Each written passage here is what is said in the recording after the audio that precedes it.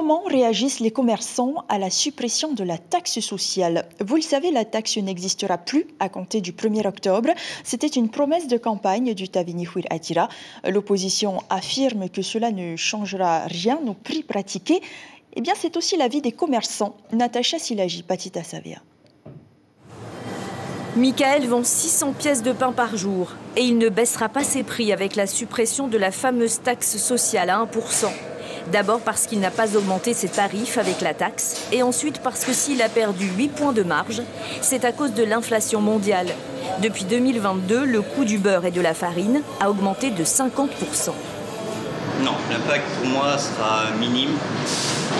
L'impact pour nous, ça a été la matière première qui a explosé. Donc, mais ma marge a considérablement baissé. Et là, je suis en train de supporter cette charge qui était plus pour moi avec la trésorerie que j'avais d'avance. Mais vous n'avez pas répercuté de toute façon l'augmentation liée à la taxe sociale sur vos prix? Non, je ne pouvais pas. Je ne suis pas une grande surface, je ne peux pas augmenter du jour au lendemain et changer les étiquettes. Exit donc la taxe sociale à 1% à tous les étages de l'importation. Les consommateurs de leur côté n'ont pas trop d'espoir non plus. Ils ne s'attendent pas à une baisse significative. On va pas nous sauver la vie, je pense. Mais c'est bien. C'est toujours bien de payer un peu moins cher. Ouais, ça sera léger, quoi.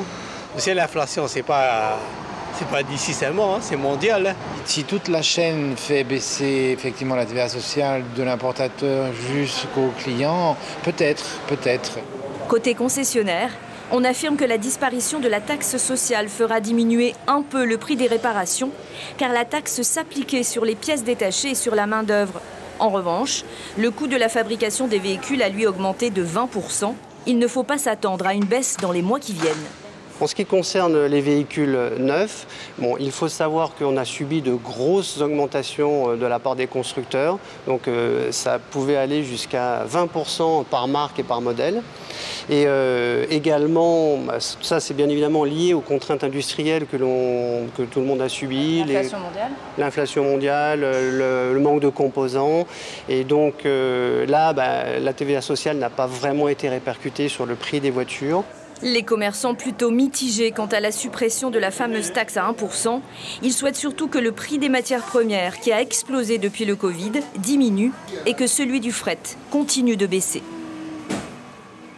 Pour rappel, la taxe sociale rapportait 9 milliards de francs pacifiques par an.